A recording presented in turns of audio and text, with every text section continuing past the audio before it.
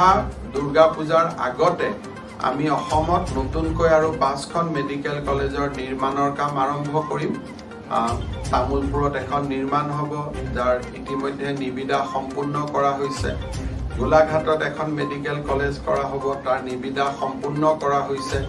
বঙাইগাঁৱত এখন medical college নিৰ্মাণ কৰা হ'ব, তাৰ নিবিদা সম্পূৰ্ণ কৰা হৈছে। মৰিগাঁও আৰু ধেমাজি তাৰো নিবিদা সম্পূৰ্ণ কৰা হৈছে। গোৱালপাৰা আৰু কৰিমগঞ্জত আমি ৰাতাবাৰীত কৰিমগঞ্জত তাত আৰু 2খন আমি মেডিকেল কলেজ কৰিব খুজিছোঁ। চ' আমাৰ যিটো প্লেন আছিল যে বাই 2030 we will have 2000 doctors annually, 24 medical college minimum, সেই লক্ষ্য আমি ধাৱমান হৈছোঁ আৰু সেই লক্ষ্যত আমি উপনীত হ'ম। আজি সেই কথা এক প্ৰকাৰ আমি নিশ্চিত হ'ব পাৰিছোঁ।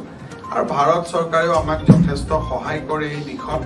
এটা সময়ত MCIৰ পৰা মেডিকেল কলেজৰ পাৰ্মিশ্যন ওলোৱা it was a Himalayan kind of task, কিন্তু আজি তেনেকুৱা নহয়। We got lot of cooperation. এই দিশতো আমি বহুখিনি আগবাঢ়িব পাৰিছোঁ।